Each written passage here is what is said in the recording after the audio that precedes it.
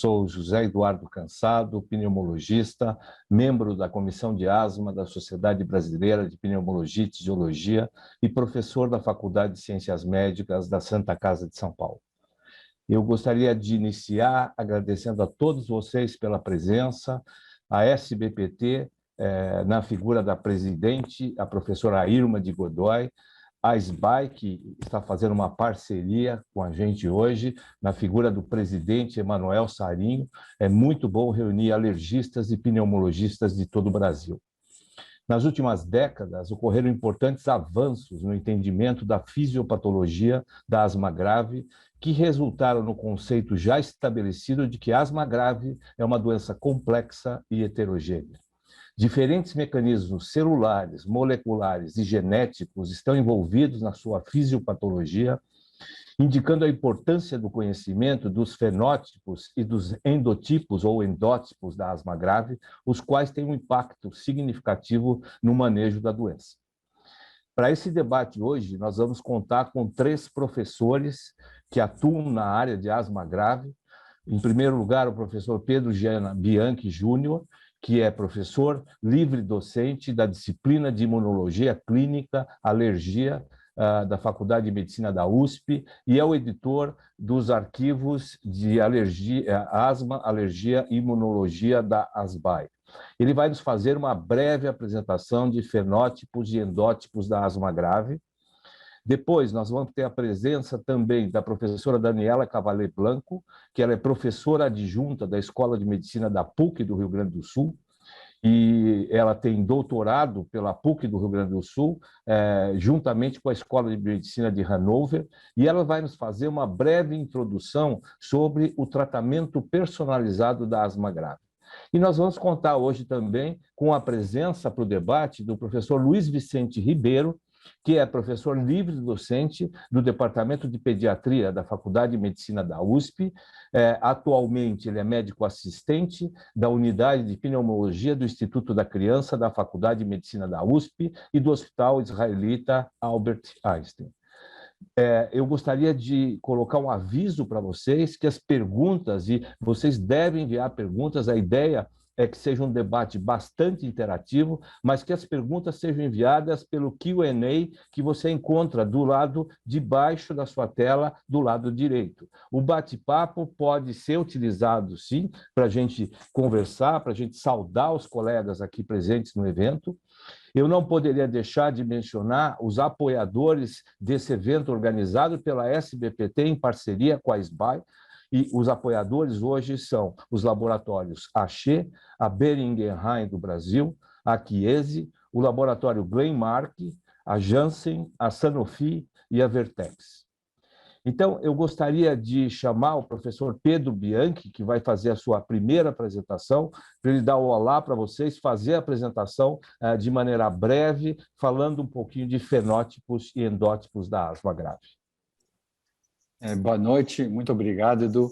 Então, na verdade, primeiro é um prazer estar aqui com os colegas e amigos, tanto da pneumologia como da alergia e imunologia. Agradecer, então, o convite, parabenizar a Sociedade Brasileira de Pneumologia e Tisiologia pela iniciativa. Realmente é muito salutar a gente ter essa abordagem da asma, essa doença, principalmente dos fenótipos mais graves, essa abordagem multidisciplinar, multiprofissional, né? Então, prazer estar aqui, eu agradeço em meu nome e em nome da ASBAI por essa iniciativa. Em breve nós temos vocês também lá como convidados nossos, fazendo um debate aí similar. Então, o Edu pediu para a gente conversar um pouquinho sobre, na verdade, brevemente, rever alguns conceitos sobre endótipos e fenótipos de asma. Então, vamos rever esses fenótipos, aqui estão meus conflitos de interesse. E a gente sabe, hoje em dia, que a asma não é uma única doença, né? Então, esse conhecimento evoluiu e a gente sabe que existem vários fenótipos da doença. Então, a gente passou de uma síndrome a falar em doença, que tem diversos fenótipos, e até agora, conhecendo o mecanismo fisiopatológico que está por trás de cada fenótipo desse, a gente começa a falar em endótipos também. E aqui, a partir do momento que a gente conhece melhor qual que é o mecanismo por trás de cada inflamação da via aérea, a gente consegue também fazer um tratamento mais personalizado, mais individualizado, focando em alguns alvos desse processo inflamatório, né? Eu trouxe dois trabalhos hoje para provocar um pouquinho a discussão, esse debate que a gente vai ter a seguir. Um deles foi essa casuística que a gente levantou, separando nossos pacientes com asma atópica e não atópica, alérgica e não alérgica, pensando em fazer uma comparação de dados laboratoriais, clínicos e também do HLA desses pacientes. Eu trouxe aqui alguns resultados. A asma alérgica, o que a gente considerou, como foi a conceituação desses fenótipos? A asma alérgica era aquela que tinha tanto IgE específica positiva no soro, né, no sanguínea, como também teste cutâneo positivo. E a asma não alérgica tinha a medida da IgE específica negativa, tanto cutânea como também no soro. Então, os dois testes concordantes mostrando o fenótipo, a sensibilização ou não. E a gente sabe, né, quando a gente começa a ver o paciente com asma, quando a gente está no consultório, pela história clínica a gente já começa a identificar, a definir qual o fenótipo daquele paciente. Então a gente sabe que a asma alérgica tem um início mais precoce na infância, na adolescência, muitas vezes vai ter história familiar de outras atopias, seja no próprio paciente, outras doenças atópicas, seja na família dele, vai ter história que ele piora quando ele chega perto de um animal doméstico, ou quando há uma limpeza na casa, ou quando ele pega, por exemplo, uma roupa que está guardada no armário há muito tempo. Teoricamente, essa asma, na literatura, é dita que teria uma evolução mais benigna, menos grave. A gente sabe que, em relação à hipersensibilidade a anti-inflamatórios não esteroidais, a aspirina, que sim, depende da casuística, 5 a 20% dos pacientes têm hipersensibilidade aos anti-inflamatórios. Essa hipersensibilidade é menor no fenótipo alérgico, mas ele também ocorre no fenótipo alérgico. Na nossa casuística foi de 17%. É claro que tem um certo viés no nosso grupo. E a inflamação, tanto do fenótipo alérgico como não alérgico, a grande maioria dos pacientes é eosinofílico, né? A eosinófilo seria, então, uma das principais células efetoras dessa inflamação. Quando o fenótipo é alérgico, praticamente é sinônimo de falar que os eosinófilos têm um papel, né? Não dá para entender uma resposta alérgica. Você pode, num determinado momento, não conseguir comprovar o eosinófilo presente, seja no tecido, seja no escarro induzido, seja no sangue, mas, por definição, quando você está falando num fenótipo alérgico, com certeza o eosinófilo é um das células efetoras importantes nesse processo. E a gente conhece o mecanismo fisiopatológico que está por trás dessa asma. A gente tem, então, uma sensibilização à produção de uma IgE específica contra algum ou vários aeroalérgenos e todo um mecanismo que a gente chama de hipersensibilidade tipo 1, que a gente vai ver com mais detalhe.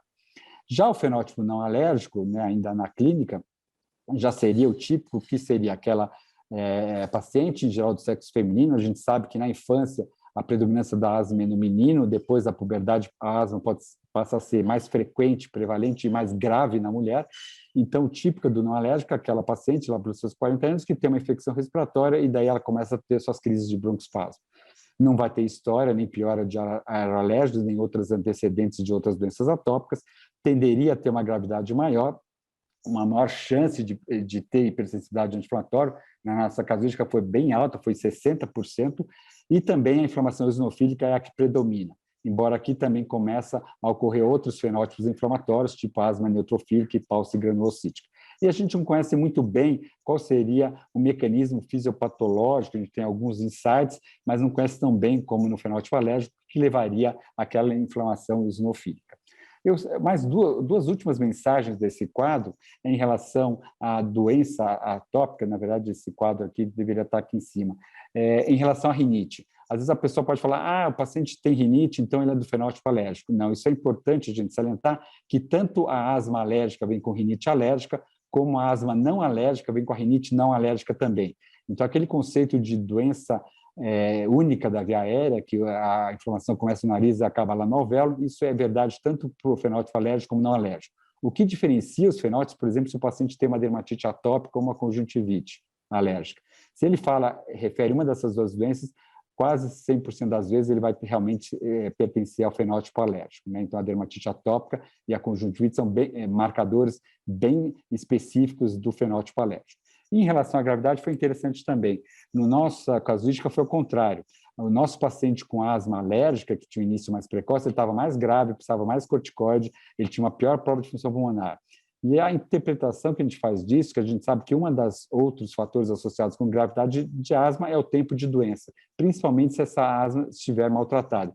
Então, provavelmente, no nosso meio, uma asma maltratada, que começou na infância, alérgica, durante anos, o paciente tornou-se até mais grave daquela asma de início mais tardio.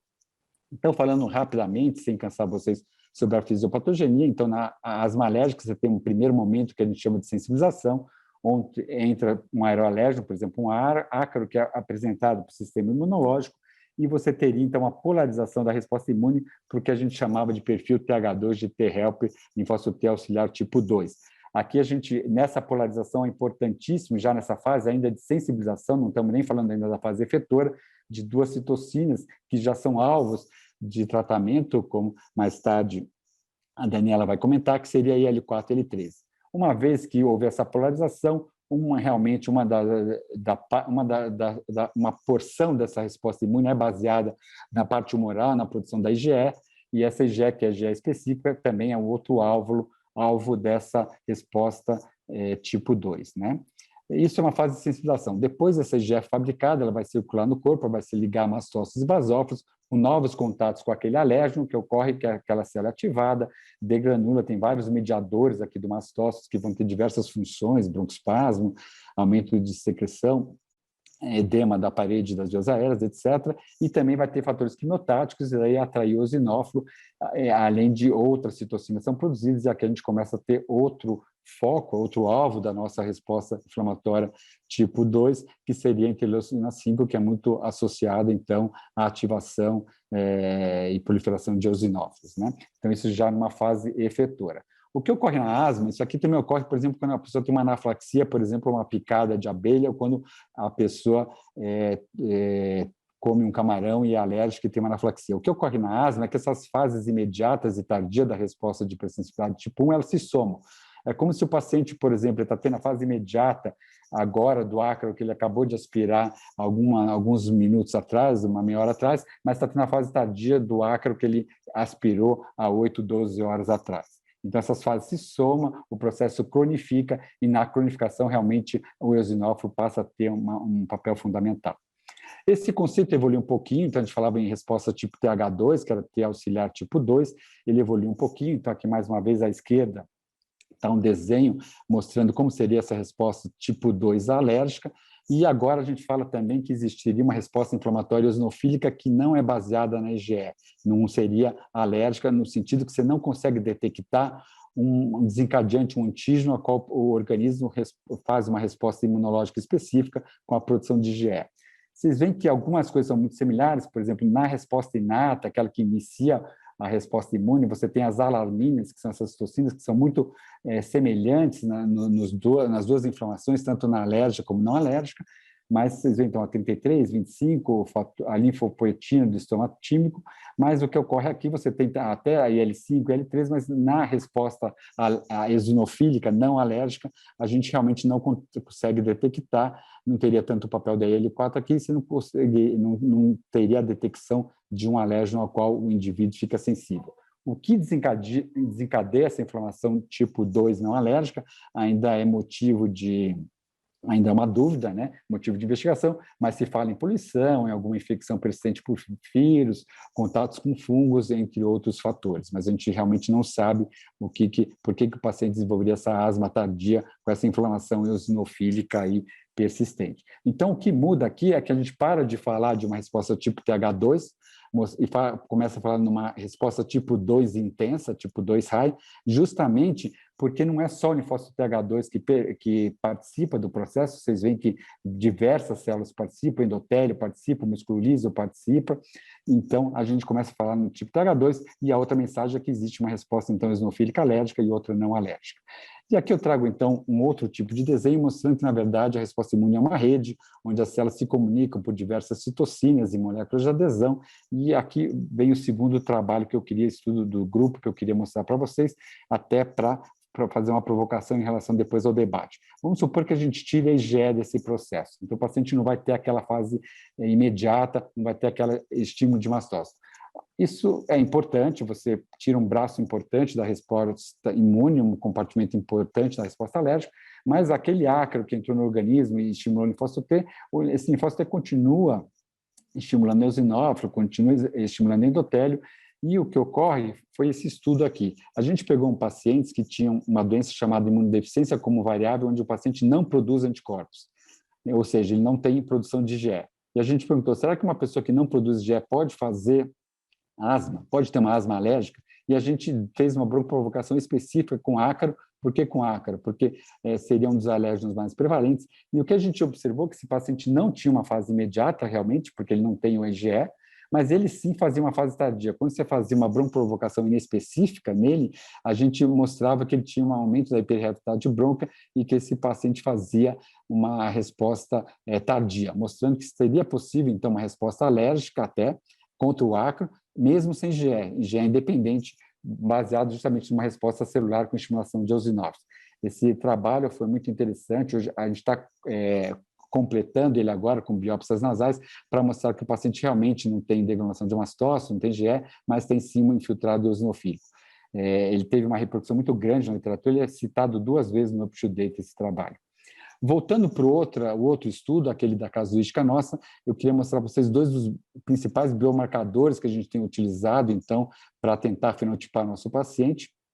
E o que mostra aqui é que, se você pega, por exemplo, IgE, como era de esperado, há uma diferença estatisticamente significante no paciente com asma alérgica. Mais uma vez, a asma alérgica é aquele que a gente detectou IgE específica cutânea e no soro do indivíduo, mas eles têm uma média, então, aqui com o desvio padrão, entre parênteses, uma média de 524. Mas mesmo se vocês forem ver, o paciente com fenótipo não alérgico também é aumentada a IgE dele. Nosso normal é até 100, ele tinha 353. Então, uma mensagem que fica aqui, a IgE total não é suficiente para você falar se seu paciente é alérgico ou não alérgico. Realmente, ele tem que ter uma história clínica, você tem que comprovar uma sensibilização, seja para uma IgE específica na pele ou no soro, e você tem que ter uma relevância dessa sensibilização, ou seja, no final você tem que ter uma correlação clínica. Mas então fica aqui que, embora realmente a IgE total seja maior na asma não alérgica, não quer dizer que ela não possa, inclusive, ser aumentada na não alérgica. E quando você vai para os eosinófilos, é muito interessante que eles têm a mesma média aqui. Foi por volta de 300 eosinófilos por milímetro cúbico, tanto no fenótipo alérgico como não alérgico. E se a gente pegar quantos % dos pacientes tinham acima de 300, usando até o 300 como como um indicador de um possível número para se indicar um imunobiológico, a gente vê que mais ou menos metade dos nossos pacientes, seja do alérgico ou não alérgico, tinham esses eosinófilos 300 ou mais, e outra metade não, é abaixo desse valor. Aqui é uma outra forma de mostrar isso, né? Então, quando a gente tem um paciente alérgico, a gente 80% tem IgE total também aumentada, metade eosinófilos, mas você vê que mesmo nesse perfil tem um grupo de pacientes que não vai ter nem eosinofilia nem IgE total aumentada, 14%. E mesmo assim ele é alérgico, ele tem IgE específica na pele e no soro. Já no fenótipo à direita não alérgico, você vê que esse grupo que não tem IgE total nem eosinofílico, provavelmente aqui estão os paucigranulocíticos e neutrofílicos, seriam por volta dos 36% do fenótipo não alérgico. E mesmo nesse fenótipo você tem, então, a eosinófilo como uma grande célula da inflamação e mesmo em 40% uma IgE elevada de todos os pacientes.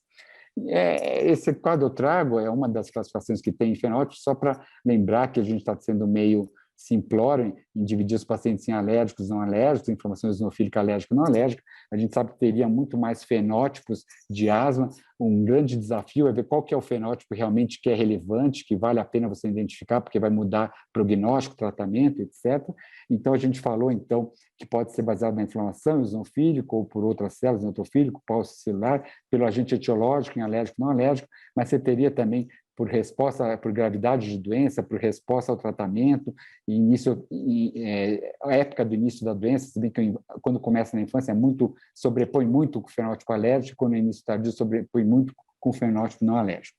Então, você tem, como em várias doenças, o genótipo do indivíduo, uma tendência familiar, junto com o meio ambiente, essa interação, você teria o endótipo, então você teria inflamações tipo 2 intensa, tanto alérgica como não alérgica, mas você teria também inflamação neutrofílica, você tem outro mecanismo, que são esses pacientes que têm hipersensibilidades ao anti-inflamatório não esteroidais, e com isso você teria os vários fenótipos. Então, você tem a doença respiratória exacerbada com aspirina, que é um fenótipo com intensa inflamação eosinofílica e que reage com aspirina, com rinocinusite crônica, de difícil controle, com polipose nasal. Você teria talvez um fenótipo da asma induzida por exercícios e outros fenótipos mais. E para terminar, então, isso aqui é o que o Gina fala, a gente começou falando que a história clínica tem papel fundamental, como sempre, na gente identificar o fenótipo do nosso paciente, mas a gente vai usar a IgE total também, mas lembrando que a IgE total sozinha não é suficiente para falar quem é alérgico e não é alérgico. Você precisa das específicas e você vai ter eosinófilos. A gente pode discutir que valor de eosinófilo. É muito difícil a gente ter essa dosagem no escarro. A gente pode discutir mais tarde sobre a utilização do feno, que já está registrado pela Anvisa no país. E lembrando que, principalmente quando você está usando corticóide, mesmo inalado em altas doses sistêmico, muitas vezes você vai ter uma inibição de eosinófilos, então você teria que repetir esses exames de tempos em tempos. Então, acho que para iniciar a nossa discussão, é uma breve introdução com poucos conceitos que a gente queria trazer de volta. Acho que o mais importante, então, vai ser o debate. Então, obrigado mais uma vez, Edu.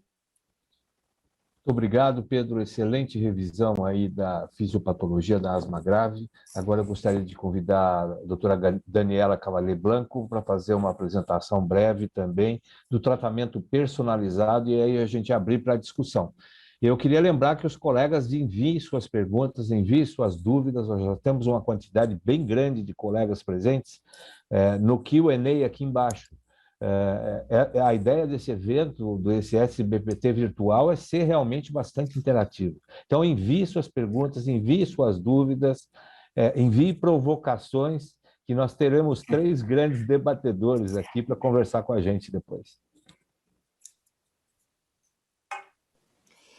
Boa noite a todos. Eu gostaria de primeiramente agradecer a presença de todos os colegas. A gente sabe que é um momento difícil aí para todo mundo, né? E a gente não pode esquecer da ciência, da discussão e dos nossos asmáticos graves aí nesse momento.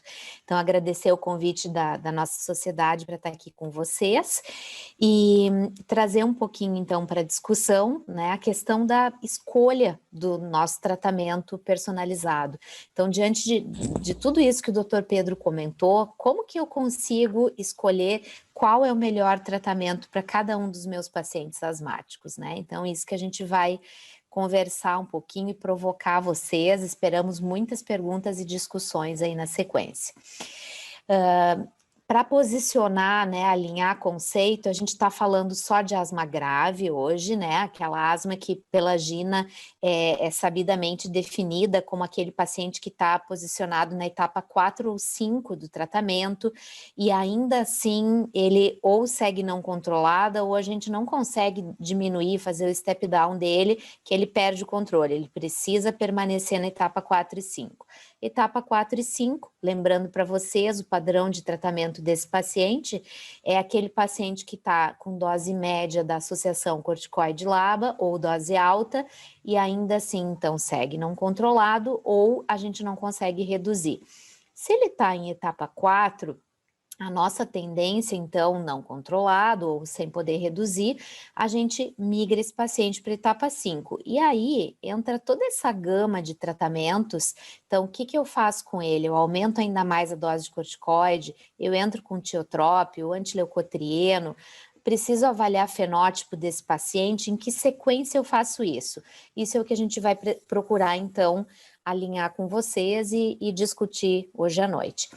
Esse mesmo esquema de tratamento em etapas é o que está contemplado nas recomendações da nossa sociedade, publicada em 2020, né? Então, o paciente que estava em etapa 4, a gente migra para etapa 5, e o que nós temos de opção? Então, corticoide em dose alta, o LABA, adição de tiotrópio, anti-GE, anti-interleucina 5, anti-interleucina 4, né? Aumentar corticoide e botar paciente em corticoide oral, de que forma eu vou, então, escolhendo e definindo esse tratamento? Bom, para isso, eu preciso, então, como o Dr. Pedro falou, avaliar qual é o padrão e qual é o mecanismo predominante do meu paciente. Isso é muito fácil na teoria, e na prática, quando a gente se debruça sobre o nosso paciente asmático, como que a gente vai conseguir saber, então, a separação desse fenótipo? O que é mais importante nesse paciente? A questão alérgica, a questão do exercício, a obesidade, como fazer, então, essa avaliação personalizada do caso, diante de tanta heterogeneidade. Como o Dr. Pedro também falou, o principal o principal divisor de águas, quando a gente fala de tratamento, é a questão do fenótipo T2 alto ou T2 baixo, né? E de que jeito eu consigo reconhecer no meu paciente? Vamos lá para a via aérea do paciente, né? Se a gente pensar na via aérea do paciente, que tipo de mecanismo tem lá dentro? A gente pode ter, então, o mecanismo da inflamação tipo 2, sendo predominante e dirigindo todo o processo de asma. Esse mecanismo do tipo 2, centrado no eosinófilo, nas citocinas, né, secretadas por ele pode ser alérgico, ou então ele pode ser uma inflamação do tipo 2, seguindo centrada no eosinófilo, mas não alérgica, aonde a gente vai ter o predomínio das citocinas 4, 5 e 13.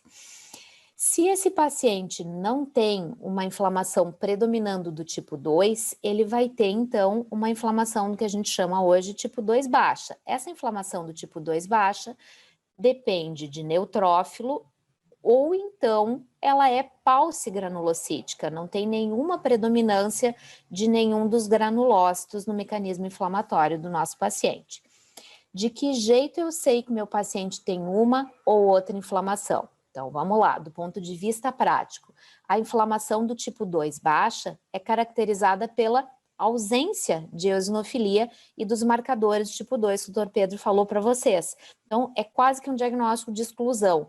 Se o meu paciente tiver neutrófilo aumentado, talvez ele fique naquele padrão neutrofílico, desde que ele tenha essa ausência de eosinofilia e de marcadores do tipo 2. Mas não é todo paciente que tem neutrófilo aumentado. Lembra que ele pode ser paucigranulocítico. Ela é associada à obesidade, é um outro fenótipo super comum dentro desse paciente com inflamação não tipo 2 e também pode guiar vocês para saber se o paciente tem essa inflamação tipo 2 baixa, né? Para esse paciente, como que eu escolho o tratamento? Onde é que eu posiciono ele lá no fluxograma da GINA ou da nossa sociedade? Eu tenho que rever o diagnóstico e as comorbidades, como todo paciente asmático grave. Se o paciente fuma, tem que encaminhar para abandono do tabagismo. Tenho que avaliar a questão de infecção crônica concomitante e tratar essas infecções. Se ele é obeso, reduzir o peso. Antileucotrieno pode ser considerado nesse padrão de pacientes.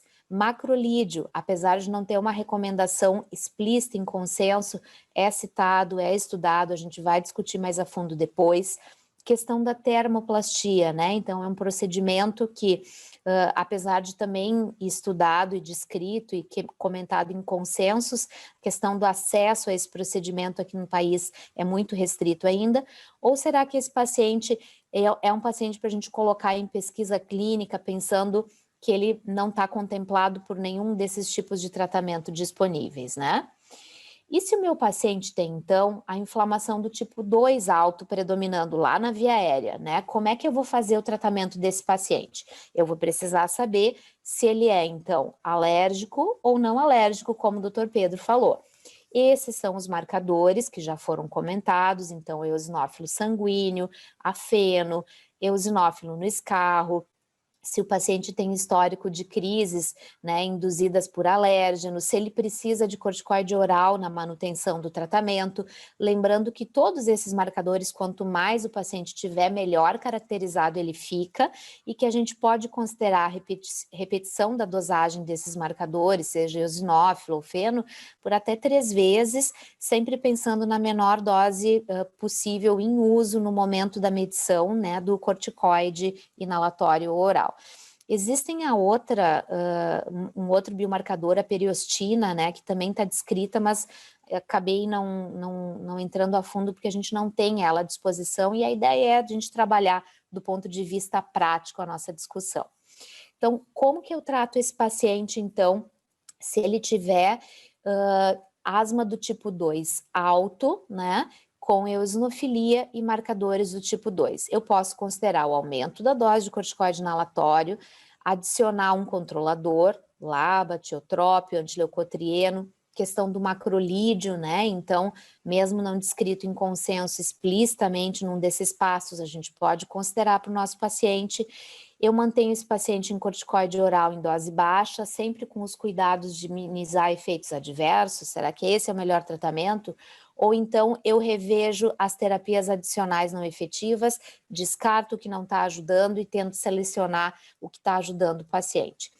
Então, para o paciente que não tem biológico disponível, essas são as opções. Se eu tenho biológico disponível e eu tenho um padrão de inflamação T2 alta predominando, então eu tenho à disposição um problema bom, né? Então, um monte de drogas à disposição hoje em dia do nosso paciente, mas eu também tenho que saber qual é a melhor droga para cada um dos pacientes. Então, o mecanismo centrado na IgE, na interleucina 5 ou na interleucina 4. Como que eu escolho cada uma dessas drogas se eu tiver inflamação do tipo 2 alto predominando? Então, vamos lá. De novo, inflamação do tipo 2 alto predominando e esse paciente é um paciente que é alérgico e é um paciente eosinofílico, né? Todos esses biológicos, eles têm efeitos positivos nos pacientes, tem alguns fenótipos de paciente que podem nos ajudar e nos guiar em relação à escolha das drogas, tem algumas características específicas de cada uma das drogas e do padrão de aplicação que pode fazer com que a gente selecione uma ou outra, e é aqui que a gente vai ir para a parte final da nossa discussão, então, aonde a gente entra naquele paciente que tem inflamação do tipo 2 alto alérgica, com a opção principal de usar uma anti-IgE. No nosso mercado, o omalizumab está à disposição. Qual é o paciente perfil ideal assim para o omalizumab anti-IgE? É aquele paciente que tem teste cutâneo alérgico ou IgE específica positiva, IgE sérica total, o peso dentro do alvo previsto para o padrão de uso do omalizumab, é um paciente exacerbador, principalmente no último ano, e vai ser melhor ainda, quanto mais alto for o eosinófilo sérico, a feno, se o paciente tiver sintomas induzidos por alérgenos, e aquele padrão de asma de início na infância, associada a rinocinusite urticária crônica. Então, padrão para anti-IgE. É um paciente não alérgico e eosinofílico, a gente pode considerar as anti-interleucina 5, o mepolizumab, lembrando que o reslizumab não é disponível no nosso país, ou o antirreceptor alfa da interleucina 5, o benralizumab. Então, qual paciente fecha para esse perfil? Eosinofílico, né, sérico, acima de 300 no ano anterior ou 150 no momento da aplicação, anti-interleucina 5. Sérico, acima de 300, antirreceptor alfa da interleucina 5. Paciente exacerbador, ponto de corte não é bem definido, muda um pouco conforme cada país, cada consenso, existe uma tentativa de padronizar, mas ela não é assim completamente estanque como ponto de corte. E vai ser melhor ainda esse paciente se ele tiver eosinófilos séricos altos, mais exacerbador, aquele fenótipo de asma no início adulto, associada pelo polipose nasal, e lembrar que se tiver síndrome hipereosinofílica, é um padrão para uso do MEPO, né, anti-interleucina 5. A outra opção terapêutica para esse tipo 2 altos, eosinofílico, é o antirreceptor alfa da interleucina 4, dupilumab. Dupilumab, qual padrão de paciente a gente está falando? É aquele que tem eosinófilo sérico acima de 150 e ou uma feno acima de 25, exacerbador, ou então que faz uso de corticoide oral para manutenção do seu tratamento, e vai ser melhor ainda quanto mais eosinofilia o meu paciente tiver, quanto mais alta for a feno, se ele tiver dermatite atópica moderada grave associada, rinocinusite crônica com polipose nasal associada. E esse paciente, então, depois de escolhido o tratamento, importante reforçar para vocês que a gente tem que monitorar a resposta no segmento desse paciente, principalmente em relação ao número de exacerbação, em relação à função pulmonar e score de sintomas e qualidade de vida. Com isso, a gente sabe se o nosso paciente é um não respondedor a esses biológicos, é um respondedor ou é indeterminado.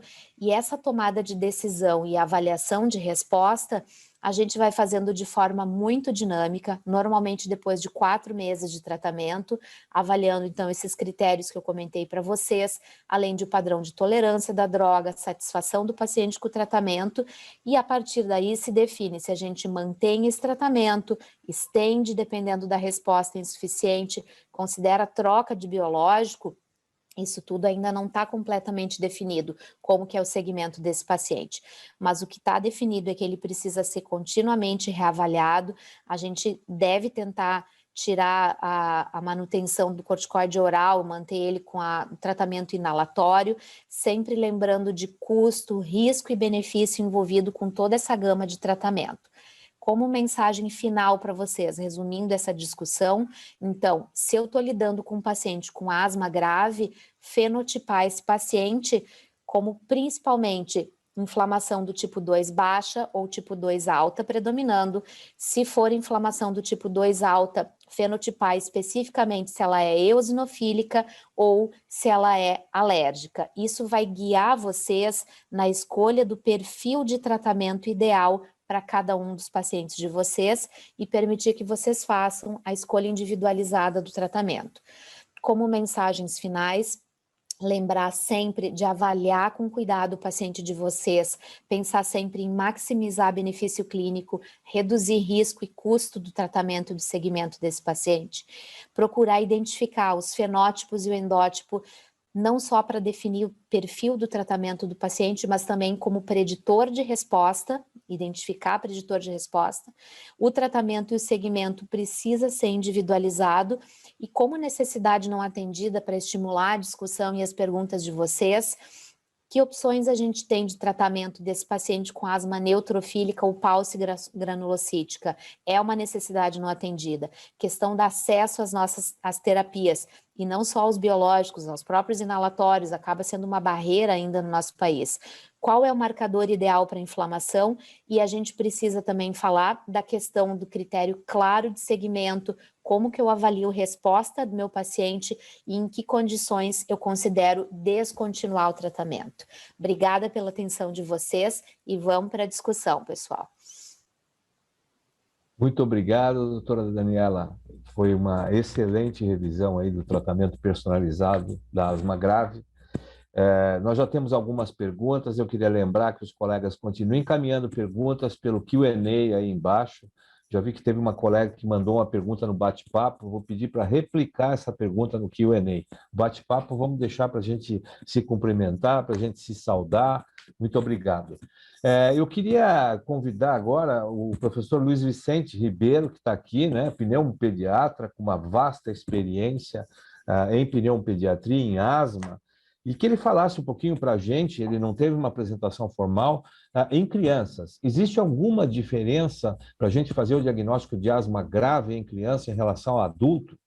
Vicky, por favor. Oi, boa noite a todos. Obrigado, Eduardo, e obrigado à SBPT pelo convite. É um prazer estar aqui hoje participando. Eu realmente não tinha nenhuma apresentação combinada para essa noite. E eu acho que para nós que somos pediatras, acho que a grande dificuldade que a gente tem, principalmente nas crianças menores, é a questão do diagnóstico de asma em si. Então, antes de fazer diagnóstico de asma grave, a gente às vezes tem muita dificuldade em definir que um paciente de fato tem asma. É claro que nós sabemos que muitos dos pacientes que estão com vocês foram nossos pacientes e que pacientes que têm esse perfil de asma atópica ou com esse perfil T2 alto têm essa origem na infância e eles foram gerados conosco, mas eu particularmente acho que não tem grandes diferenças nas definições depois que a gente define que os pacientes têm asma. Acho que a gente tem uma zona muito cinzenta na pediatria, que é na criança abaixo dos 4, 5 anos, e à medida que elas vão crescendo, a gente vai tendo um clareamento nessa definição daquela patologia e com a perspectiva de usar recursos mais avançados. Acho também que é um assunto que me intriga muito, a ligação entre essa falta de controle da asma na infância e expressões mais graves da asma na vida adulta. Porque nós também sabemos, como pediatras, que alguns pacientes eles têm uma remissão da asma num determinado momento, que é um pouco inexplicável. São alguns pacientes que até somem do consultório e daí você descobre que eles simplesmente pararam de se tratar e estão ótimos. E essa interface, quer dizer, será que esses pacientes, então, eles que vão ter asma grave, porque eles vão ter um remodelamento, isso tem origem na infância? Isso tudo eu acho que são assuntos ainda bastante questionáveis. Assim, a questão do papel do remodelamento na infância é algo muito diferente do que é para vocês, pneumologistas de adultos. Então, acho que é muito interessante a gente estudar isso, e o que a gente lê, claro, de estudos em que envolvem medidas mais invasivas, tipo biópsia e tal, são muito legais. Nós temos um estudo aí em andamento que o Joaquim coordenou com a Miriam e com a Karina, em que eles fizeram biópsias brônquicas de um número pequeno de pacientes com asma grave resistente a tratamento, em que tem alguns achados bem interessantes em relação à celularidade, etc., que são bem interessantes. E eu acho que um outro aspecto da asma na infância, que para mim me causa assim, assim, um certo incômodo como pediatra pneumologista, é que eu acho que as crianças elas acabam um pouco marginalizadas em todos os estudos de intervenção em asma. Então, quando a gente vai olhar, por exemplo, a liberdade de usar recursos como LABA, por exemplo, em faixa etária pediátrica, ela é muito restrita em bula, e eu entendo que isso tem a ver com as dificuldades inerentes de demonstrar aqueles desfechos que as indústrias farmacêuticas meio que colocam como pétreos, né, em qualquer intervenção, ensaio clínico, que é o VF1. E aí tem que ter resposta BD, etc. E isso tudo engessa demais para nós, assim, a gente fica um pouco atado em relação a opções terapêuticas. Eu, inclusive, propus que a gente tenha uma discussão sobre essa questão de LABAs em faixa etária pediátrica, até porque eu também tenho algum questionamento sobre o papel da inflamação no remodelamento. Depois que eu li um estudo clássico, aí já deve ter 10 anos, aquele estudo do New England de broncoprovocação com ácaros, que eu vi o Pedro citando aí a broncoprovocação com ácaros, que eu achei uma das coisas mais malucas que eu já tinha lido na vida. Alguns voluntários fazendo broncoprovocação com ácaro, com biópsia pré e pós, e mostrando que a questão da inflamação não era o que, vamos dizer, não era o driving ali para o camarada desenvolver os marcadores de remodelamento na evolução. Então, acho que essa é a primeira provocação que eu faço para os colegas pneumos de adulto, que eles acham, se é muita broncoconstrição ou se é muita inflamação mesmo. Claro que uma coisa tem a ver com a outra, mas porque isso para nós, que com a nossa dificuldade de usar LABAs, é uma questão. Obrigado. Perfeito.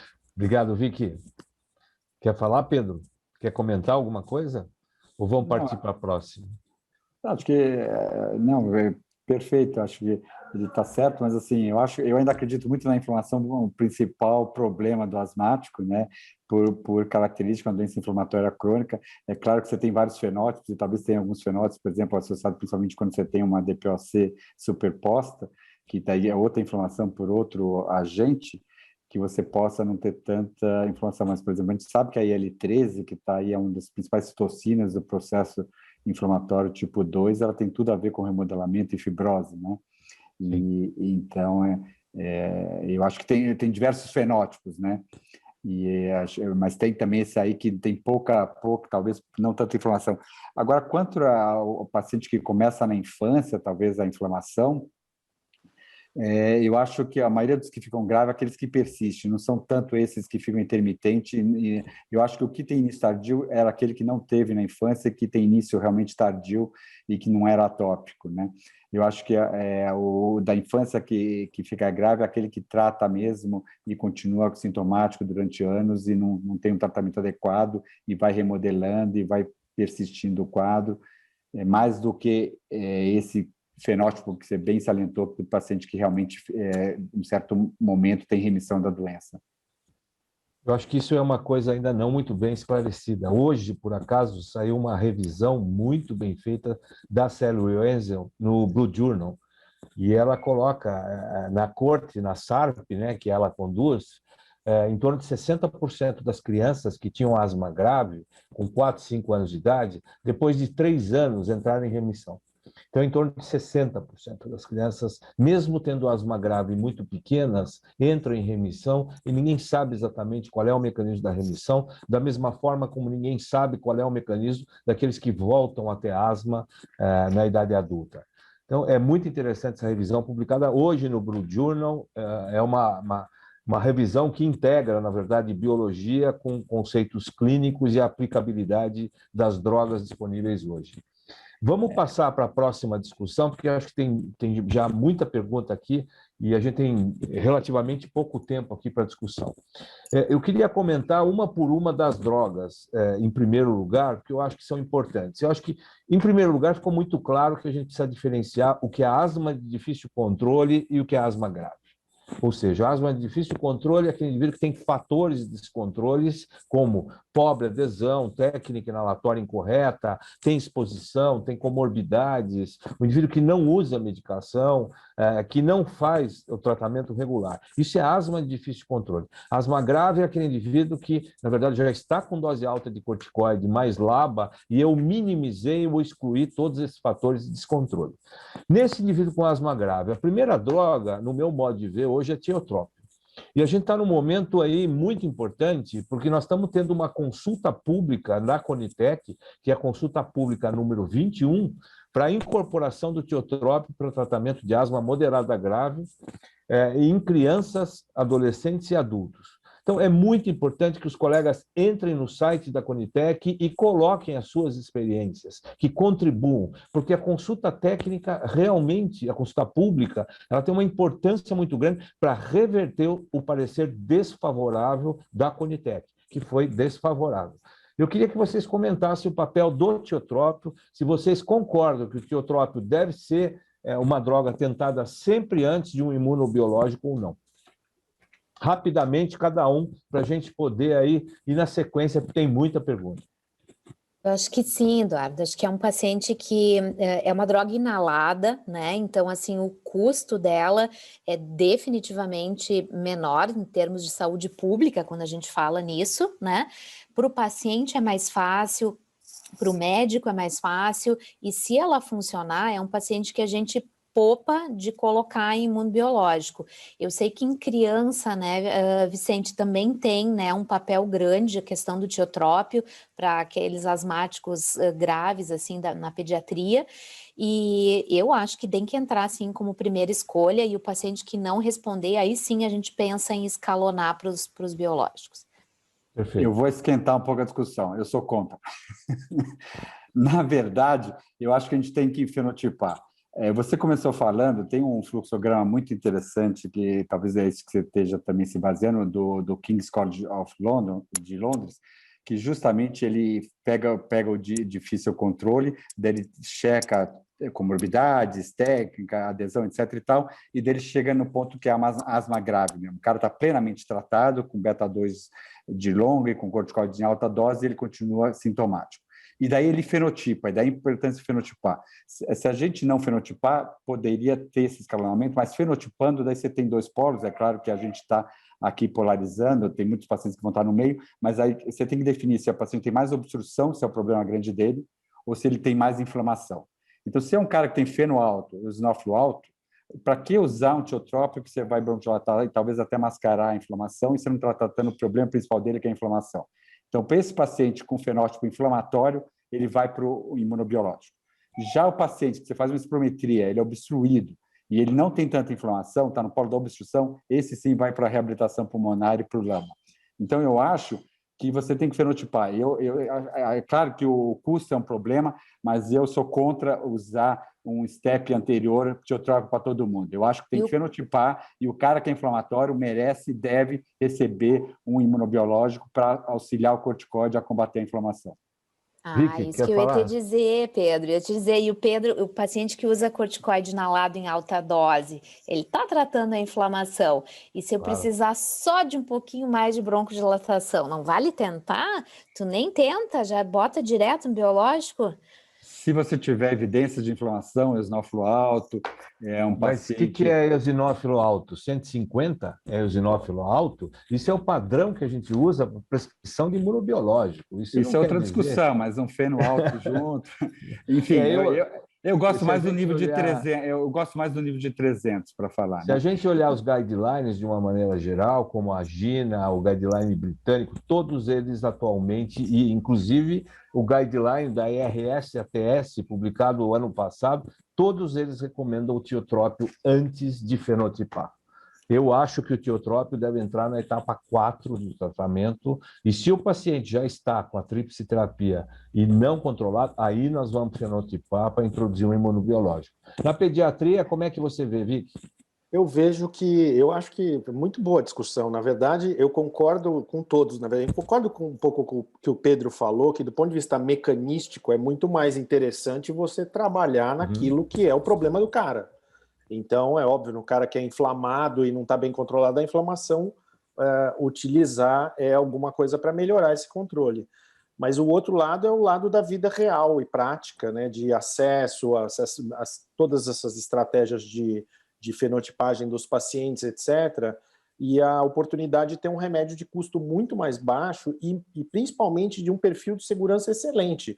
Logo que começaram os estudos de tiotrópio, eu achei sensacional aquele estudo que saiu no Lancet de Respiratory Medicine, acho que foi de uso em crianças de 1 a 5 anos. Achei uma atitude assim mega corajosa do caboclo, que fez com espaçador e funcionou super bem e mostrou uma segurança total assim do produto, mesmo em crianças pequenininhas. Então, eu realmente acho que, do ponto de vista de vida prática e real, eu concordo um pouco com a opinião do Cansado, que talvez a gente devesse tentar ele antes. E eu acho que tudo isso tem um pouco a ver, talvez, com a organização e o fluxo dos pacientes e o timing de encaminhamento para um centro de referência especializada, porque o número de pacientes que vai precisar desse degrau acima, ele é pequeno. E essa questão de como é controlado, isso é muito importante para os custos de saúde pública, pensando assim, sabe? Com certeza. Deixa eu dar minha Obrigado. réplica, Edu. Só um comentário a mais. Eu acho Rapidinho, por favor, que nós temos muita pergunta. Vamos passar para o próximo. O custo e o acesso é importantíssimo, mas eu vou aqui na minha humilde posição também discordar outra coisa do Gina. Não tem que fenotipar o cara só quando ele está grave.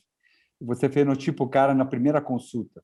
Com isso, você já faz um controle ambiental mais direcionado, você já dá um prognóstico melhor para aquele paciente, você tem uma ideia de como ele vai evoluir, se ele tem mais chance de ter hipersensibilidade de anti-inflamatório ou não. Inclusive, você tem a opção, no nosso caso, de o cara controlado, daí não é para asma grave, inclusive indicar a imunoterapia. Então, na verdade, o paciente tem que ser fenotipado na primeira consulta, no meu ponto de vista.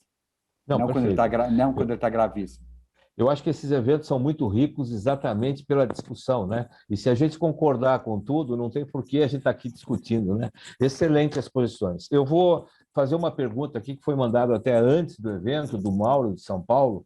Qual é a vantagem do tezepelumab em relação aos inibidores de L5 no tratamento da asma grave? Alguém quer comentar? Senão eu falo.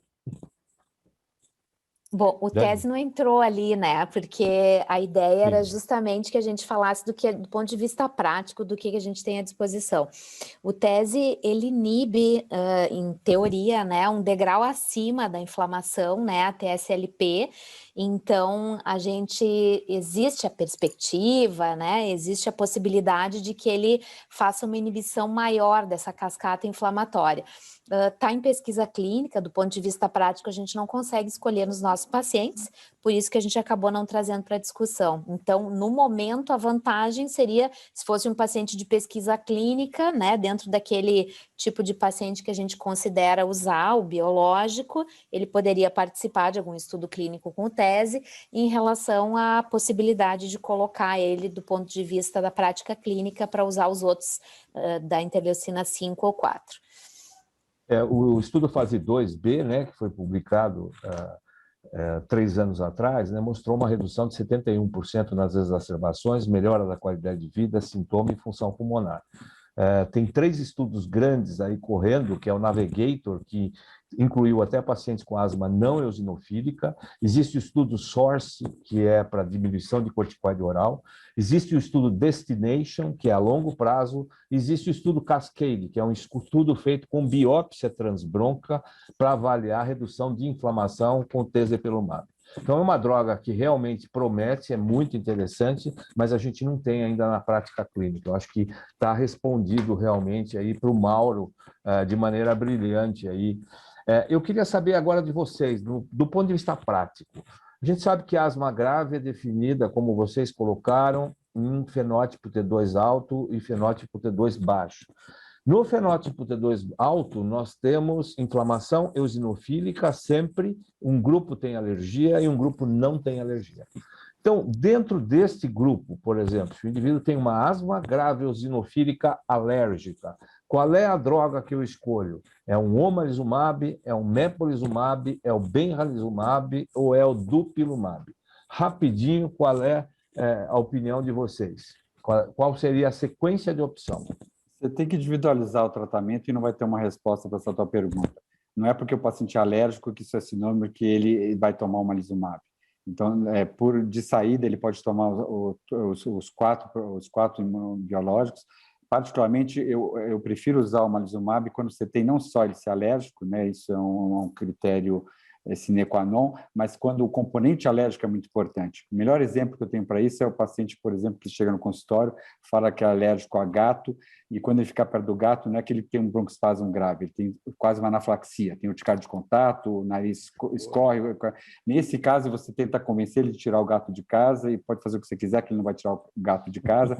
Então, nesse caso, onde a fase imediata do processo alérgico é muito intensa e que você não consegue fazer um controle ambiental adequado, então eu daria preferência para o omalizumab nesse quadro, mas então não basta ser alérgico. O componente alérgico dentro da resposta inflamatória e IgE imediata tem que ser muito importante. Outro exemplo, um veterinário que tem alergia a animais domésticos e por aí vai, né? A ideia não é falar que o anti-IgE só serve na fase imediata, porque a gente sabe que quando você usa o omalizumab, além de você diminuir a exacerbação induzida por alérgeno, você diminui também a exacerbação induzida por infecção viral. Então, está mostrado que quando você usa o omalizumab, tem um trabalho lindo, que acho que a gente não vai ter tempo de entrar em detalhes, mas que deram o omalizumab e mostraram que você tem uma melhor resposta viral, inclusive com secreção de interferon-alfa, etc. e tal. Então, ele inibe não só a exacerbação induzida por alérgenos, mas também a exacerbação induzida por infecção viral. Então, eu não quero ser simplório, mas quando a asma é crônica, muito remodelada, mesmo que ela seja alérgica, eu prefiro usar ou um anti-eosinófilo ou o dupilumab. Acho que depende também um pouco das comorbidades do paciente, né? Então, dependendo do perfil de comorbidades, a gente pode ajudar a selecionar, como foi comentado. Então, tem rinocinusite, urticária crônica, né? Esse padrão de paciente. A tendência é o omalizumab mesmo. E se tiver alguma comorbidade que a gente sabe que vai estar melhor contemplada com os outros biológicos, ele iria para os outros, né? Então, acho que é essa tendência, avaliar o paciente como um todo, tentar ver o padrão de sintomas que ele tem induzido, por quê, isso nos ajuda a escolher. Vicky? Eu concordo, acho que para nós a gente tem uma coisa a mais que é volume e frequência de injeção e de picadas, então o volume que tem que injetar, a frequência com que você tem que aplicar, os níveis de IgE, se vai dar ou não para ser, por exemplo, o omalizumab. Acho que essas coisas entram um pouco no nosso raciocínio, e também a faixa etária. Por exemplo, do dupilumab é só acima de 12 anos, enquanto o mepolizumab e o omalizumab estão liberados a partir de 6. Então, isso também é uma diferença na hora da nossa escolha. Perfeito, excelente. Eu gostaria só de lembrar que, na verdade, tanto o mepolizumab quanto o benralizumab também estão em consulta pública da Conitec, e até segunda-feira, dia 6, na verdade, nós temos que entrar no site da Conitec e contestar na verdade, o parecer desfavorável da Conitec. Então, mais um aviso para os colegas aí, nós estamos num momento muito importante na asma grave, em consulta pública, tanto do tiotrópico como do mepo e benralizumab. Nós, como sociedade, já produzimos um documento, mas a gente sugere que pacientes e os outros colegas relatem a sua experiência, que a consulta pública é muito importante. Eu tenho uma pergunta aqui em relação ao biológico da Janaína Mello. Quanto tempo a gente deve manter o imunobiológico para considerar se ele é eficaz ou não é eficaz? E se o paciente apresenta bom resultado, ele é um super respondedor, por exemplo, né? Depois de quanto tempo eu vou suspender esse imunobiológico? Como é que eu faço o step down no tratamento da asma grave? Tem horas para falar, né? Eu sei. Horas. Mas... Um minuto. Não, 30 segundos cada um. É uma necessidade não atendida, né? A gente não tem um fluxograma claro, isso vai precisar ser individualizado, mas dificilmente antes de um período curto, assim, sei lá, 4, 6 meses, a gente vai jogar tudo fora e vai dizer que o paciente não é um respondedor. Então, a maioria, né, acho que dos colegas que têm experiência, vai até 4 a 6 meses do uso biológico para tentar identificar o perfil de resposta do paciente. Em relação à suspensão do tratamento depois de uma resposta plena, então, paciente controlado, sem usar corticoide oral, nada, também não tem, assim, uma definição, a decisão é individualizada, muitas vezes quem decide é o paciente, né? Então, assim, mulher que quer engravidar, quer parar, ou eles cansam lá, então, do ponto de vista prático, os dados que a gente tem desses pacientes que acabam com o tratamento interrompido, alguns se mantêm, eu acho que o biológico que a gente mais tem dado é o omalizumab, né, em relação ao acompanhamento pós, que é o que mais tempo tem de uso aí no mercado, né, e a gente sabe que alguns pacientes se mantêm bem por algum período relativamente longo depois da suspensão, outros voltam a ter crise e outros pacientes realmente ficam bem por um período longo. Então, não tem um identificador, um preditor de como isso vai se comportar em cada paciente. Perfeito. Complementando, eu acho que eu concordo com a Daniela, né? Depois que se provou que esses imunobiológicos todos são eficazes e seguros, realmente o próximo passo foi fazer critérios de inclusão, saber qual que é a população-alvo para cada um deles, e depois critérios de resposta e critérios de retirada. Então, essas três discussões, esses três critérios são fundamentais: inclusão, resposta e retirada, né? Em relação à resposta, a gente pode ir muito, talvez, pelo omalizumab. Esses novos, eles agem até mais rápido, os primeiros endpoints, em geral, com 6 semanas, você já tem benefícios demonstrados nos diversos estudos, ensaios clínicos, mas se a gente for pegar o omalizumab, ele tem um dado muito baseado no pessoal de Londres, que seria 16 semanas, um momento que você poderia fazer a primeira avaliação, que o pessoal da Inglaterra, que eles são muito restritivos, muito por causa do custo em relação aos imunobiológicos. Mas aí tem um trabalho que mostrou, mesmo com 16 semanas, às vezes você não tem uma resposta, se você esperar até 6 meses, você vai ter uma resposta. E depois vem um outro trabalho que de 6 meses a 1 ano ainda tinha daí menos pacientes, mas outros que demoram mais a responder, que até 1 ano teriam resposta. Então, eu acho que pelo menos 6 meses, se a gente quiser tirar um número mágico, seria para a resposta.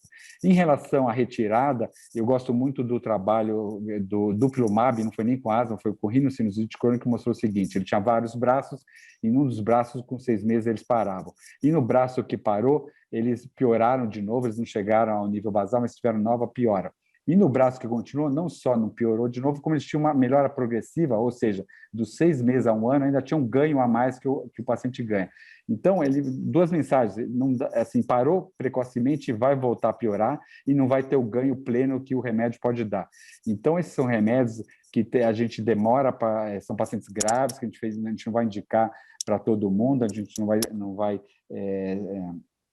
vai ter que ser bem criteriosos, né, bem responsáveis nessa indicação, mas uma vez indicados, são pacientes que estão estruturados, com essa inflamação bem enraizada há tempos, remodelados, e eu assim, não pensaria em tirar esses produtos, em geral, por 2, 3 anos, para depois pensar em diminuir e talvez espaçar para depois retirar. Perfeito. Vamos ser bem breve nas respostas, porque a gente tem mais 10 minutos só e realmente tem muita pergunta ainda. Eu queria perguntar para o Vicky, tem uma pergunta da Maria Amélia Prandoni, E ela pergunta se é comum você observar em pacientes pediátricos que muitas vezes não apresentam uma prova de função pulmonar compatível com o quadro clínico na asma.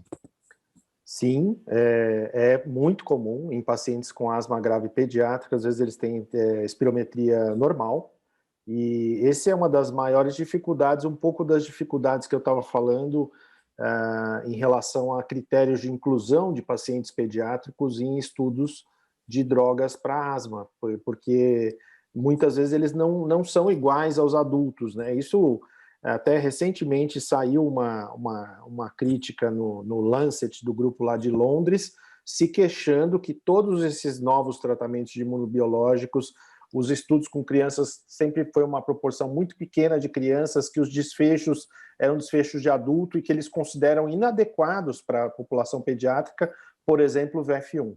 Então, que talvez exacerbações e coisas de outra natureza fossem mais importantes do que a função pulmonar. Então, a verdade é que sim, a gente tem vários pacientes com asma grave que têm prova de função pulmonar normal. Excelente. Eu vou fazer uma pergunta da nossa coordenadora da Comissão de Asma, a doutora Regina Carvalho Pinto. Ela parabeniza todo mundo pelas excelentes explanações, e ela pergunta se um paciente na etapa 5, que está com dose alta de corticoide mais LABA, não controlado, vocês consideram trocar associação de drogas ou dispositivo inalatório antes de associar, passar para a etapa seguinte, fazer step-up para tiotrope ou imunobiológico? Com certeza, está no fluxograma da definição, né, de asma de difícil controle e asma grave. Então, isso tudo tem que ser feito antes da gente entrar com qualquer droga adicional, além daquela que o paciente já está usando. Lembrar daquelas, às vezes é muito da adaptação do paciente em relação aos inaladores, aqueles inaladores de partícula fina, troca o padrão de dispositivo, às vezes o paciente realmente se adapta e não precisa escalonar tratamento. Perfeito. Vou fazer uma pergunta para o Pedro, uma outra aqui, que essa é sua, Pedro. Pedi só para você ser breve, porque eu tenho várias aqui. No paciente com DREA, todos eles têm indicação de imunobiológico? Na prática, você já teve algum paciente com DREA que não se encaixa no perfil de gravidade que seria indicado imunobiológico? É da Júlia Magalhães, a pergunta. Então, Júlia, acho que sim, né? Você tem vários espectros, então você vai ter, nem todo paciente tem indicação, não, né? Você tem DREA de várias gravidades, mas, por outro lado, realmente tem uma porcentagem de pacientes que tem um grande benefício com o imunobiológico. E muitas vezes você tem paciente com DREA, que a asma nem é a pior manifestação dos pacientes. Muitas vezes o paciente tem rinocinusite crônica, como polipose, e daí a história desse paciente é ficar fazendo cirurgia de repetição com polipectomia, ficar dependente de corticóide, com perda de olfato, com secreção, etc. Nesses pacientes, antigamente, você tinha a opção de dar o corticóide sistêmico, além de ficar operando para limpeza, e fazer a dessensibilização com aspirina, que também funcionava. Hoje em dia, o imunobiológico vai trazer um grande impacto para esses pacientes. Mas respondendo sua pergunta de maneira curta, como o Edu pediu, não é todo paciente que vai ganhar um imunobiológico, não, mas tem os pacientes que vão se beneficiar muito com esses imunobiológicos. Perfeito, perfeito. Tem uma pergunta aqui da nossa presidente, a professora Irma de Godoy, que pede para a gente comentar sobre a prevalência de asma grave no Brasil e a relação de custo-benefício do uso de imunobiológico. Não sei se alguém quer comentar, posso falar? Vocês me deixam? Claro que Tá com a sim, palavra.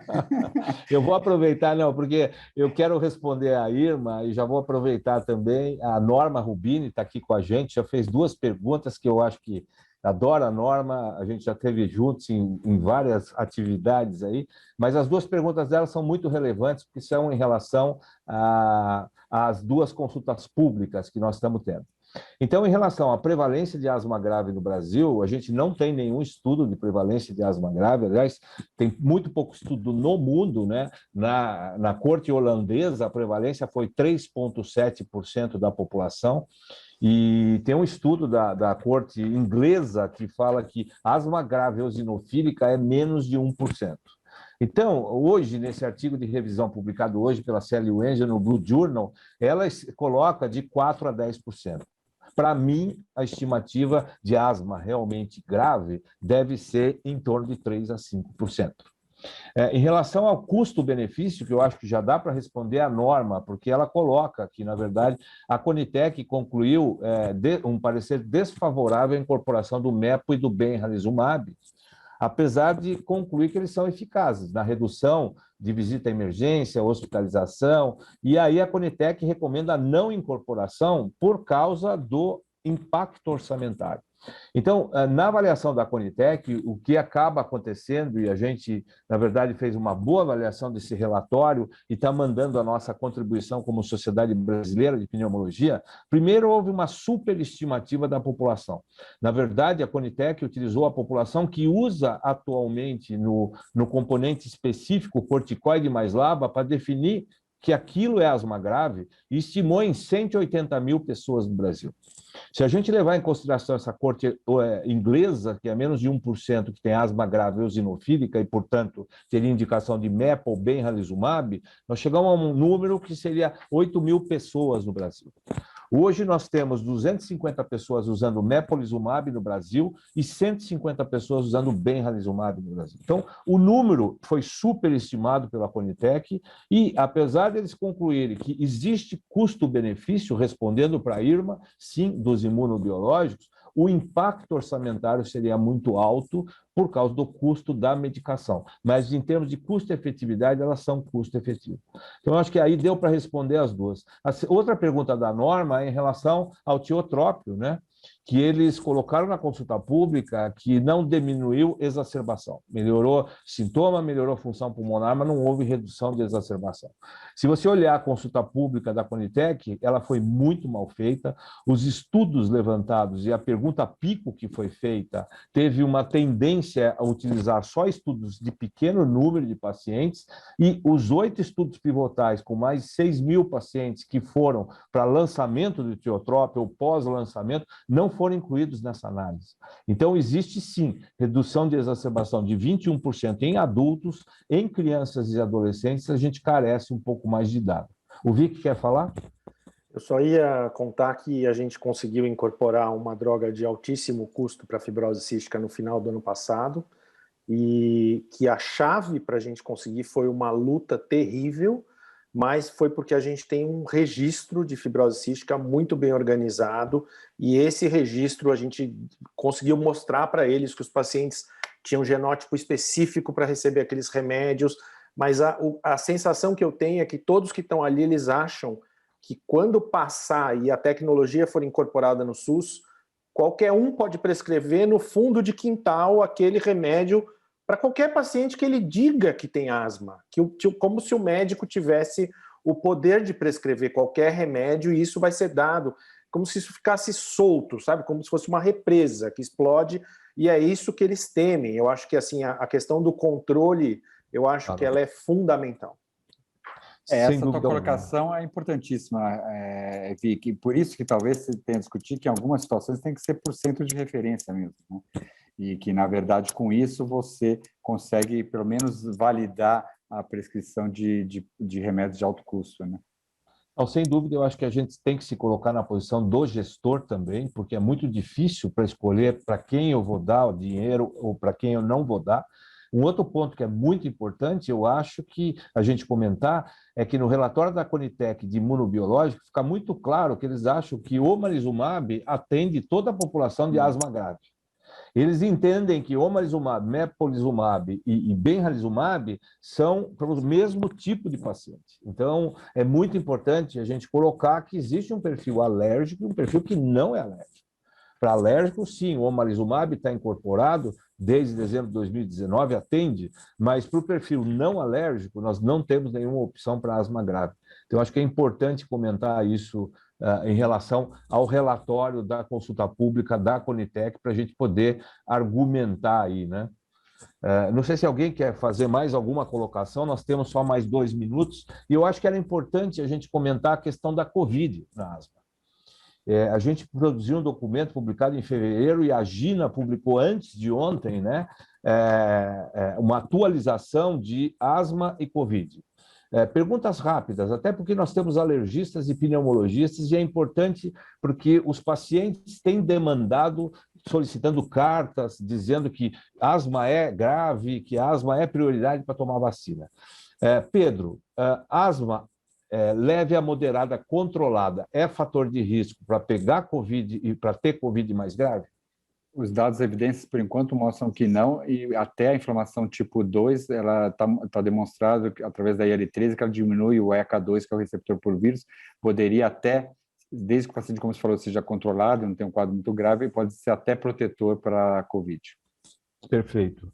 Dani, em relação ao tratamento da asma, se o indivíduo faz uso de imunobiológico e ele pega a Covid e está na hora dele tomar o imunobiológico, está naquela semana que ele tem que fazer a aplicação, qual é a recomendação? Ele deve manter o imunobiológico, ele deve esperar passar a doença fase aguda? A interrupção do imunobiológico não é indicada, né? Dentre a pandemia, o paciente tem que se manter o máximo controlado possível, mas realmente é uma infecção aguda, é uma infecção viral aguda, então a tendência é a gente trabalhar com a janela de aplicação e desviar daquele momento que o paciente está transmitindo, vai ter que se deslocar para o centro, entrar em contato com os outros, né? Então resolveu, aplica. Perfeito. Vicky, e como é que nós vamos fazer com vacina em criança? Com que vacina você está falando? Vacina para Covid. Vacina para Covid. Vai demorar um pouco. Na Nós verdade, tivemos dados para as da crianças, Pfizer, né? para as crianças, a Covid, o que aconteceu foi que acabou a asma na infância no ano passado. Esse ano voltou um pouco quando aconteceram as aberturas das escolas, porque quem estava chiando era porque estava com vírus sincicial ou com rinovírus. Quem teve Covid não teve muito chiado, não. Os meus asmáticos que tiveram Covid foram todos sem crise de asma. Mas em relação à vacina, já testaram aí a Pfizer num grupo de crianças e adolescentes, mas eu acho que isso vai demorar um pouco, né? Eu acho que a gente precisa vacinar primeiro esses mais susceptíveis. Eu espero que as crianças continuem protegidas da Covid como foram até agora, que tem muito terror, mas na verdade a gente tem visto praticamente nada, muito pouco. Tá? Em relação à vacina, Edu, é importante também passar a mensagem que não é contraindicação, porque como teve uma associação de reações alérgicas bem graves, da ordem de 4 a 10 anafilaxias em cada, acho que era, como era? 1 milhão, se não me engano, de 1 milhão de vacinas aplicadas, foram só com as vacinas com RNA mensageiro, da Pfizer e da Moderna, houve uma contaminação das outras vacinas. Então, a asma, seja alérgica ou não alérgica, não é contraindicação. Na verdade, isso aí ocorreu especificamente com essas vacinas de RNA mensageiro e provavelmente é por causa de um produto que tem nessas vacinas que chama polietileno glicol. Perfeito. Tem um comentário do Pedro Pompeu, aqui de Ribeirão Preto, só para lembrar que, na dependência do peso do nível da IgE, muitas vezes o paciente tem asma eosinofílica alérgica, mas ele não vai ser contemplado com o omalizumab, e aí a opção seria uma anti-L5. É uma outra situação, então, da necessidade de a gente aprovar aí benralizumab e ou mepolizumab para o SUS, né? Eu gostaria, então, de agradecer a vocês, gostaria que cada um desse uma mensagem final aí, nosso tempo esgotou, já passamos alguns minutinhos aí, mas eu acho que foi muito interessante, como eu falei, a gente poderia ficar horas aqui, eu tenho várias outras perguntas para fazer, mas o nosso tempo é limitado e esse é um momento aí importante, é um momento especial para as pessoas também se confraternizarem, ficarem com as suas famílias. Seu adeus final aí, Dani. Agradecer, então, a presença de todos, reforçar a importância da participação na consulta pública. Sei que a gente está mega ocupado, mas é super rápido, né? Então, assim, não precisa ser uma colaboração extensa, a gente tem que levantar a voz e gritar que concorda ou não concorda, né? Lembrar de individualizar sempre o tratamento e colocar o paciente dentro do perfil correto para que funcione. Muito bom. Pedro? Eu também queria, mais uma vez, agradecer em meu nome da ASBAI pelo convite, parabenizar, né? Realmente eventos como esse que tem debates são os mais frutíferos, eu acredito, e convidar vocês, em breve vocês estarão com a gente também num evento muito semelhante, e para também a gente juntos fazer outras parcerias, por exemplo, como a Daniela falou, que é muito importante nessa resposta pública aí da Conitec e em outros projetos, né? Então, obrigado, se cuidem, boa noite, pessoal. Obrigado, Pedro. Vicky. Muito obrigado a todos aí pela participação, fiquei muito feliz de estar aqui e vamos seguir, vou continuar defendendo aqui as nossas crianças para que elas participem dos estudos clínicos, que elas tenham opções de tratamentos, porque o pediatra é um valente que fica usando muito remédio off-label e isso dá um pouco de nervoso na gente, e eu acho que cabe a nós também buscar um pouco as evidências para pacientes de faixas etárias diferentes. É isso aí. Muito obrigado. Bom, gente, boa noite. Eu queria agradecer a vocês pela atenção aí. Nós temos vários elogios aqui, mas um é especial, porque é do Dr. Sarinho, presidente da ASBAI, né? Então, eu queria agradecê-lo ao vivo aqui, junto com a professora Irma de Godoy, que também está conectada com a gente. A parceria das duas sociedades é muito importante, acho que foi um evento realmente de alta qualidade, nós temos muitos elogios. Lembrar os colegas, participem da consulta pública, isso é fundamental para a gente conseguir acesso às 3 medicações, tiotrópio, benralizumab e mepolizumab. Meu muito obrigado a vocês, fiquem em paz, se cuidem e até a próxima.